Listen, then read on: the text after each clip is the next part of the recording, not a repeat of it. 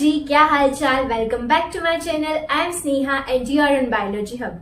सो बच्चों, हमारी previous video के अंदर हमने एनाटॉमी ऑफ ह्यूमन हार्ट को डिस्कस किया था। So now let's move on to an important topic that is cardiac cycle. Okay, so let's see how our heart functions, the journey of a heartbeat from starting to finish, okay, and how our heart work tirelessly and in very efficient way. So सबसे first, what is cardiac cycle? Cardiac cycle से हम क्या समझते हैं? सो cardiac cycle के अंदर आता है जितने भी सीक्वेंस ऑफ इवेंट हो रहे हैं in a complete heart beat. Okay, so cardiac cycle is the sequence of event that take place in a complete heartbeat.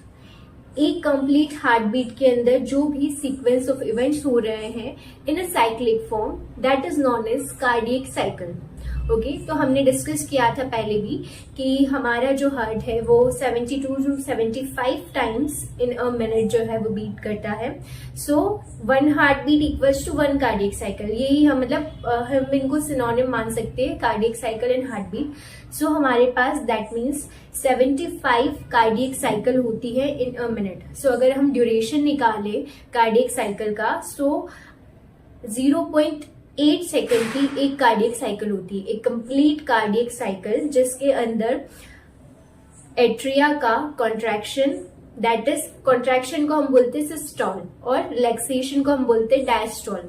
So atria और वेंट्रिकल का सिस्टोल और डायस्टोल, कॉन्ट्रैक्शन एंड रिलैक्सेशन होता है that complete cardiac cycle अगर in 0.8 second. Okay, so before moving to cardiac cycle हम थोड़ा सा revise कर लेते हैं जो हमने डबल सर्कुलेशन पढ़ा था, because it is important in cardiac cycle. Okay, so हमको पता है वी हैव 4 चैम्बर हार्ट जिसके अंदर 2 एट्रिया एंड 2 वेंट्रिकल होते हैं, right and left. Okay, now जो सेपरेशन होता है, एक सेप्टा होता है जिसके बीच में गैप होता है। तो राइट एट्रियम और राइट वेंट्रिकल के बीच का जो सेप्टा होता है उनके बीच में जो गैप होता है उसके अंदर होती है आपकी ट्राइकस्पिड वॉल्व, जो कि blood flow from right atrium to right ventricle control करती है। And we have bicuspid valve. We have bicuspid valve जो कि लेफ्ट एट्रियम से left ventricle blood flow control करेगी। एंड यहाँ पर हमारे पास right ventricle to pulmonary artery, left ventricle to aorta, semilunar valves होती है जो कि ब्लड फ्लो को कंट्रोल करती है।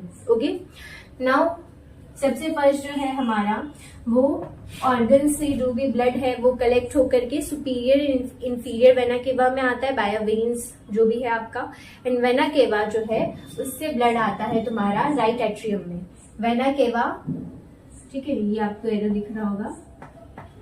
वेना केवा से जो डीऑक्सीजनेटेड ब्लड है आपका वो राइट एट्रियम में आता है। ओके, एंड जो हमारा लंग्स है जो कि ऑक्सीजनेटेड ब्लड भेजता है, तो लंग्स से oxygenated blood via pulmonary vein ये हमारे लेफ्ट एट्रियम में आता है। ओके, नाउ फिर लेफ्ट एट्रियम और राइट एट्रियम और लेफ्ट एट्रियम जो होता है, इससे ब्लड जो होता है वो आपका right ventricle and left ventricle में जाता है, controlled by tricuspid and bicuspid valve. उसके बाद आपका जो राइट वेंट्रिकल होता है इससे ब्लड जाता है, ये डीऑक्सीजनेटेड वाला पार्ट है पूरा, ठीक है। राइट वेंट्रिकल से जो ब्लड है तुम्हारा वो पल्मोनरी आर्टरी में जाता है, pulmonary artery carry deoxygenated blood to lungs, उसको ऑक्सीजनेट करवाने के लिए। ओके, एंड लेफ्ट वेंट्रिकल से ब्लड जाता है ऑर्टा में, एंड ऑर्टा से फिर डिफरेंट ऑर्गन्स में ब्लड जाता है। यहाँ पर जो ब्लड जाएगा वो ऑक्सीजनेटेड ब्लड जाएगा, जहां पर जो आपके टिश्यू है वो ऑक्सीजन को यूज करके CO2 प्रोड्यूस करेंगे। और फिर जो आपके ऑर्गन्स है वहां से ब्लड कलेक्ट करने का काम करता है vena cava. Vena cava deoxygenated blood आपके राइट एट्रियम में डालेगा, ठीक है। राइट एट्रियम से ब्लड जाएगा राइट वेंट्रिकल में जो कि गाइड होगा बाय ट्राइकस्पिड वॉल्व, ठीक है। फिर राइट वेंट्रिकल से डीऑक्सीजनेटेड ब्लड जाएगा पल्मोनरी आर्टरी में, guided by semilunar valves. Pulmonary artery से डीऑक्सीजनेटेड ब्लड जाएगा लंग्स के पास, लंग्स जो है वो उसको ऑक्सीजनेट करेंगे, जो बाहर से O2 लिया है उन्होंने उसको ऑक्सीजनेट करेंगे। एंड पल्मोनरी वेन के थ्रू ये ब्लड जो है तुम्हारा लेफ्ट एट्रियम में जाएगा, तो लेफ्ट एट्रियम में ऑक्सीजनेटेड ब्लड आया। फिर लेफ्ट एट्रियम से लेफ्ट वेंट्रिकल के अंदर आपके जो बाइकस्पिड या मीट्रल वॉल्व है उसके थ्रू गाइड होगा ब्लड का सर्कुलेशन या ब्लड का फ्लो। सो लेफ्ट एट्रियम से लेफ्ट वेंट्रिकल के अंदर ब्लड आएगा, देन लेफ्ट वेंट्रिकल से ब्लड जाएगा आपके ऑर्टा के अंदर गाइडेड बाय सेमिलुनार वॉल्व्स। ठीक है, नाउ ऑर्टा से ब्लड जो है वो आपकी पूरी बॉडी डिफरेंट ऑर्गन्स में डिस्ट्रीब्यूट होगा। वहां पर जो है वो टिश्यूज उसको ऑक्सीजन को यूटिलाइज करके CO2 ब्लड में रिलीज कर देंगे एंड अगेन जो है वो सब चीजें चलती रहेगी। So this is our double circulation. We will talk about the sequence of event occurring in cardiac cycle. So सबसे फर्स्ट आपको पता है कि पल्मोनरी वेन जो है उससे आपका ऑक्सीजनेटेड ब्लड जो है तुम्हारे लेफ्ट एट्रियम में फिल हो रहा है और वेना केवा से जो है डीऑक्सीजनेटेड ब्लड वो तुम्हारे राइट एट्रियम में फिल हो रहा है। ओके, अभी जो आपका एट्रियम है उसके अंदर ब्लड फिल हो रहा है। ठीक है, तो सबसे पहला इवेंट जो होता है वो होता है कि आपका जो आपके ब्लड जो फिल हो रहा है राइट एट्रियम और राइट वेंट्रिकल में, तो प्रेशर की वजह से अभी तक आपके बाइकस्पिड और ट्राइकस्पिड वॉल्व जो होते हैं वो बंद होते हैं। ठीक है, तो ब्लड फिल होता है तो प्रेशर की वजह से आपके जो है वो ट्राइकस्पिड वॉल्व और बाइकस्पिड वॉल्व जो है वो ओपन हो जाते हैं। ठीक है, ये ओपन होंगे तो क्या होगा, राइट एट्रियम से राइट वेंट्रिकल में और लेफ्ट एट्रियम से लेफ्ट वेंट्रिकल में ब्लड जो है वो फ्लो होना चालू हो जाएगा। तो पहले आपका कार्डियक साइकिल के अंदर क्या हो रहा है कि पल्मोनरी वेन से लेफ्ट एट्रियम के अंदर और वेना केवा से राइट एट्रियम के अंदर ब्लड फिल हो रहा है। ठीक है, देन ब्लड फिल हुआ, देन प्रेशर की वजह से आपके ट्राइकस्पिड और बाइकस्पिड वॉल्व जो है वो ओपन हुए, ऐसे बंद थे, ये ओपन होंगे तो आपके राइट एट्रियम से राइट वेंट्रिकल के अंदर ब्लड जाएगा और लेफ्ट एट्रियम से लेफ्ट वेंट्रिकल के अंदर ब्लड फ्लो होगा। ठीक है, ये जा रहा है ब्लड। नाउ हमको पता था ये क्या है आपका SA नोड, नोडल टिश्यू देखा था अपन ने, तो ये है आपका SA नोड। तो SA नोड जो है वो एक एक्शन पोटेंशियल जनरेट करेगा जिसकी वजह से जो आपका एक्शन पोटेंशियल जब जनरेट होगा तो पूरे एट्रिया के अंदर एक इलेक्ट्रिकल इम्पल्स जनरेट होगी। इलेक्ट्रिकल इम्पल्स जनरेट होगी तो वो एट्रिया की मस्कुलेचर को कॉन्ट्रैक्ट करेगी, जो आपकी मसल्स है वो कॉन्ट्रैक्ट होगी। तो जब भी कॉन्ट्रैक्ट होगी तो आपका जो है वो एट्रिया वो काय में जाएगा, सिस्टोल के अंदर। हमने बोला था कॉन्ट्रैक्ट का मतलब क्या होता है, सिस्टोल। तो एट्रिया सिस्टोल के अंदर जाएगा। तो अभी जो है वो जब भी ये आपका SA नोड जो है वो कॉन्ट्रैक्ट नहीं हुआ था, मतलब उसने इलेक्ट्रिकल एक्टिविटी जनरेट नहीं की थी, तब तक 70% ब्लड जो है वो नॉर्मल ग्रेविटेशन के थ्रू राइट एट्रियम से राइट वेंट्रिकल, मतलब एट्रिया टू वेंट्रिकल जो है वो ब्लड का फ्लो हो रहा था। नाउ जब इलेक्ट्रिकल एक्टिविटी जनरेट हुई है एंड एट्रिया कॉन्ट्रैक्ट हुआ है तो बाकी का 30% जो है वो बचा हुआ ब्लड आपके एट्रिया से वेंट्रिकल के अंदर चला जाएगा। इतना समझ में आया? सबसे पहले क्या हुआ, हमारा जो एट्रिया है उसके अंदर ब्लड फिल हुआ एंड देन आपके ट्राइकस्पिड बाइकस्पिड वॉल्व्स ओपन हुए एंड आपका जो ब्लड है वो एट्रिया से वेंट्रिकल में गया। इस प्रोसेस में 70% ब्लड जो है वो एट्रिया से वेंट्रिकल में आ चुका है। नाउ आपका जो नोडल टिश्यू में SA नोड है उसने एक्शन पोटेंशियल जनरेट किया है एंड जो आपके कार्डियक मसल्स है वो कॉन्ट्रैक्ट हुई है एट्रिया वाली, तो एट्रिया सिस्टोल के अंदर गया है, एट्रिया की मसल्स कॉन्ट्रैक्ट हुई है एंड देन आपका जो बाकी बचा हुआ 30% ब्लड है वो एट्रिया से वेंट्रिकल में आ चुका है। ओके, ये समझ में आया? नाउ अब क्या होता है कि यहां से जो आपकी इलेक्ट्रिकल एक्टिविटी है SA नोड से वो जाती है आपकी AV नोड में, देन AV नोड से AV बंडल में, AV बंडल से बंडल ऑफ हिज में एंड बंडल ऑफ हिज से पूरे पुरकिंच फाइबर के थ्रू एंटायर वेंट्रिकुलर मस्कुलेचर के अंदर जो है वो इलेक्ट्रिकल एक्टिविटी चली गई। ना वो वेंट्रिकल्स भी कॉन्ट्रैक्ट होंगे, वेंट्रिकल भी डायस्टोल में जाएगा। तो क्या होता है कि जब वेंट्रिकल कॉन्ट्रैक्ट हो रहे होते हैं तो चीज कॉन्ट्रैक्ट हो रही है, तो आपको पता है कि प्रेशर और वॉल्यूम का इनवर्स रिलेशन होता है। तो अगर ये इस तरीके से इनवर्स रिलेशन होता है तो यहाँ पर क्या हो रहा है कि कॉन्ट्रैक्ट हो रहे हैं, तो कॉन्ट्रैक्ट हो रहे मतलब वॉल्यूम कम हो रही है, तो धीरे धीरे जब एट्रिया कॉन्ट्रैक्ट होने लगता वेंट्रिकल कॉन्ट्रैक्ट होने लगेंगे तो वॉल्यूम कम होने लगेगी। तो जब वॉल्यूम कम होने लगेगी तो प्रेशर बढ़ने लगेगा इनसाइड द वेंट्रिकल। ओके, जब प्रेशर बढ़ने लगेगा अभी क्या था, ट्राइकस्पिड और बाइकस्पिड वॉल्व इस तरीके से ओपन थी, तो जब वेंट्रिकल में प्रेशर बढ़ने लगेगा वैसे ही आपकी ट्राइकस्पिड और बाइकस्पिड वॉल्व ऊपर की साइड चली जाएगी, मतलब वो क्लोज हो जाएगी। ठीक है, नाउ ट्राइकस्पिड और बाइकस्पिड वॉल्व बंद हो चुकी है, तो आपका एट्रिया टू वेंट्रिकल ब्लड आना बंद हो चुका है। ठीक है, अभी भी वेंट्रिकल कॉन्ट्रैक्ट हो रहा है, वॉल्यूम कम हो रही है, प्रेशर बढ़ रहा है, तो आपकी यहाँ पर जो सेमील्यूनार वॉल्व्स थी ये ओपन हो जाएगी। ठीक है, जब सेमील्यूनार वॉल्व्स ओपन होंगी तो ब्लड जो है, यहाँ पर प्रेशर ज्यादा है, ठीक है, और अभी जो है वो ये पल्मोनरी आर्टरी में ऑर्टा में प्रेशर कम है, तो ब्लड जो है आपका वो high pressure to low pressure flow होगा। ये हमको पता है फिजिक्स का लॉ है कि high pressure to low pressure कोई भी चीज जाती है, तो high pressure to low pressure blood flow होगा। सो जैसे ही सेमिल्यूनार वॉल्व्स ओपन होंगी, लेफ्ट वेंट्रिकल से ओर्टा के अंदर ब्लड फ्लो होगा एंड राइट वेंट्रिकल से आपकी पल्मोनरी आर्टरी के अंदर ब्लड फ्लो होगा। इतना समझ में आया? ठीक है, नाउ अभी वेंट्रिकल कॉन्ट्रैक्ट हो गया, अब ये इलेक्ट्रिकल एक्टिविटी बंद हो गई है, पूरा इनका कंडक्शन हो गया है, नाउ इलेक्ट्रिकल एक्टिविटी रुक गई है। जैसे इलेक्ट्रिकल एक्टिविटी रुकेगी आपका अब वेंट्रिकल रिलैक्स होने लगेगा, तो जब वेंट्रिकल रिलैक्स होगा तो वो अपनी वॉल्यूम बढ़ाएगा, तो जब वेंट्रिकल अपनी वॉल्यूम बढ़ाएगा तो उसका प्रेशर जो है वो धीरे धीरे कम होने लगेगा। वॉल्यूम बढ़ रही है, प्रेशर कम हो रहा है, तो जब प्रेशर कम होगा तो अब सेमिल्यूनार वॉल्व्स जो है वो बंद होगी। क्यों बंद हो रही है सेमिल्यूनार वॉल्व्स? क्योंकि एक डर है। क्या डर है? कि अभी वेंट्रिकल से जो भी आपके रेस्पेक्टिव पल्मोनरी आर्टरी है ऑर्टा के अंदर ब्लड जा रहा था, ठीक है, क्योंकि इधर प्रेशर कम था, प्रेशर ज्यादा था, एंड इन चीजों में पल्मोनरी आर्टरी और ऑर्टा के अंदर प्रेशर कम था। अभी जब ब्लड चला गया है सारा, तो इधर की साइड ऑर्टा में और पल्मोनरी आर्टरी में प्रेशर बढ़ गया है, और इधर जो है वो ब्लड नहीं रहा है, तो इधर की साइड प्रेशर कम हो चुका है। तो अब जब यहाँ पर प्रेशर कम हो चुका है और यहाँ पर प्रेशर ज्यादा है, धीरे धीरे हमारा जब वेंट्रिकल रिलैक्स हो रहा है तो प्रेशर कम होता जा रहा है, तो जब प्रेशर इधर कम होता जा रहा है और इधर की साइड बढ़ चुका है, तो जो आपका ब्लड है उसके बैक फ्लो के चांसेस बढ़ जाते हैं। इसलिए सबसे पहले जैसे ही वेंट्रिकल रिलैक्स होते हैं, प्रेशर कम होता है, वॉल्यूम बढ़ती है, तो सबसे पहले आपकी सेमिल्यूनार वॉल्व्स बंद हो जाती है। कट से जो आवाज आती है, तो आपकी दोनों सेमिल्यूनार वॉल्व्स बंद हो जाती है। देन प्रेशर फिर और जो तुम्हारा कम होता जाएगा, तो फिर आपकी tricuspid valve and bicuspid valve open हो जाएगी।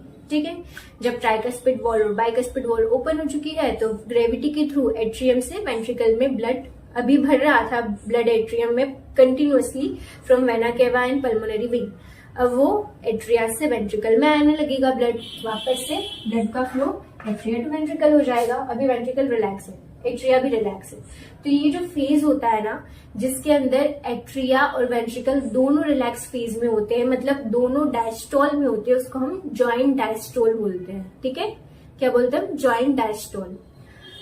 नाउ वापस से सेम चीज होगी, वही ऐसे नोड जो है वो तुम्हारी इलेक्ट्रिकल एक्टिविटी को करेगा, जनरेट, एक्शन पोटेंशियल जनरेट होगा, तो हमारा वापस वही 70% ब्लड तो जा चुका है। नाउ कॉन्ट्रैक्ट होंगे जब एट्रिया, तो एट्रिया सिस्टोल में जब जाएगा तो आपका जो ब्लड है 30% ब्लड वो एट्रिया से वेंट्रिकल में जाएगा।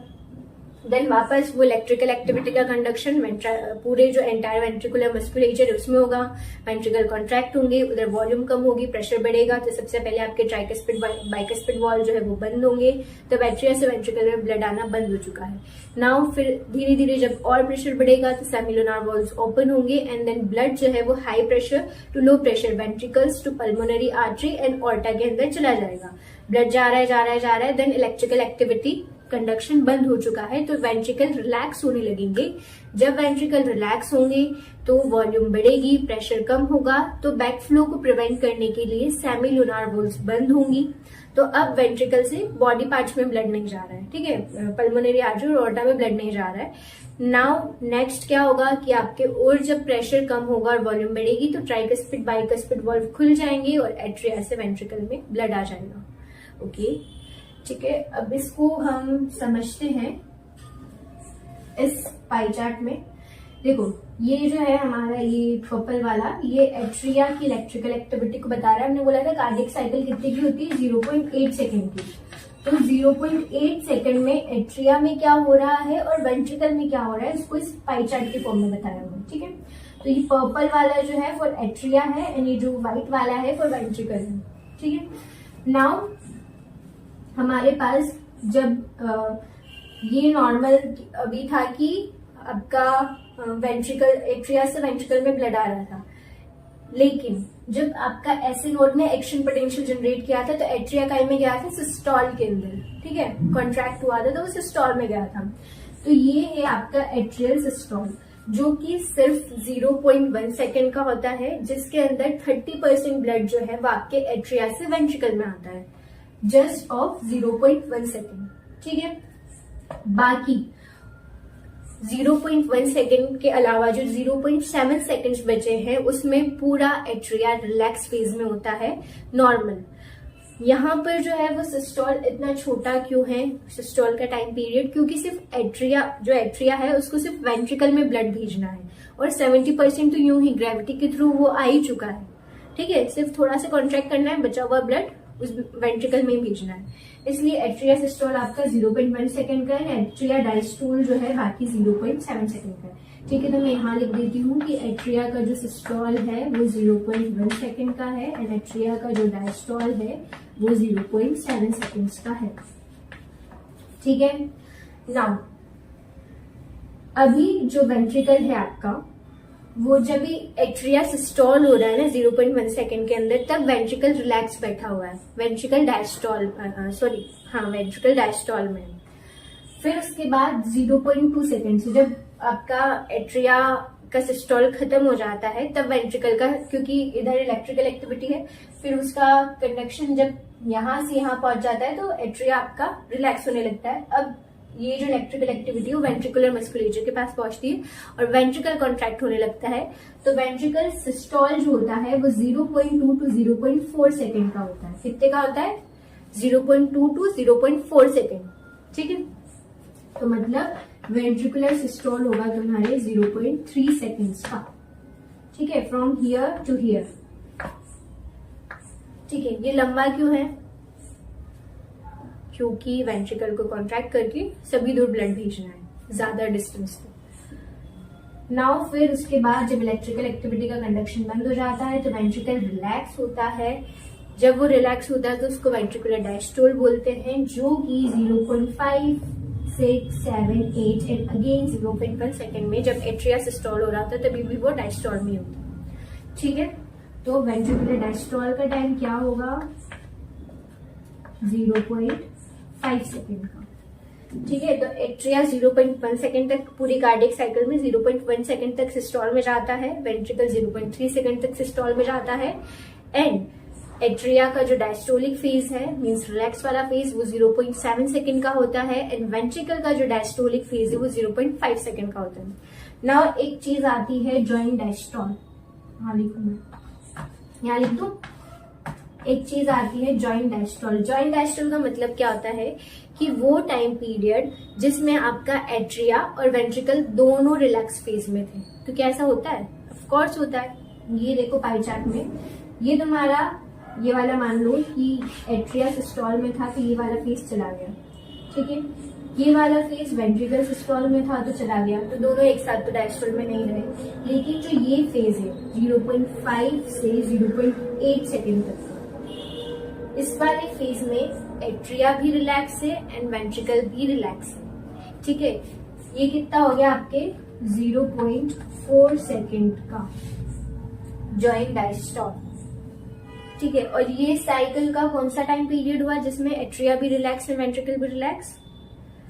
जब तुम्हारे सेमिलुनार वॉल्व बंद होना चालू होते हैं, ट्राइकस्पिड वॉल्व खुलना चालू होते हैं, एट्रिया से थोड़ा थोड़ा ब्लड वेंट्रिकल में आने लगता है, ऐसे नोट की एक्टिविटी के पहले वाला।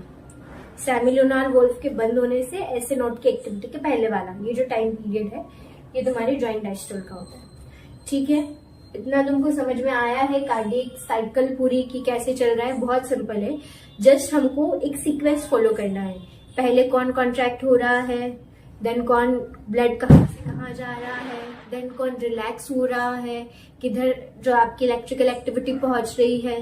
ठीक है, कौन सी वॉल्व्स पहले बंद हो रही है, कौन सी बाद में बंद हो रही है। नाउ कुछ टर्म्स हैं। सबसे पहली चीज होती है stroke volume.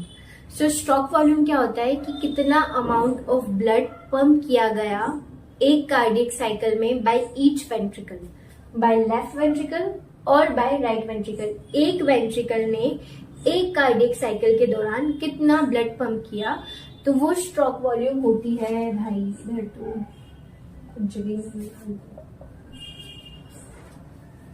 Wait a minute.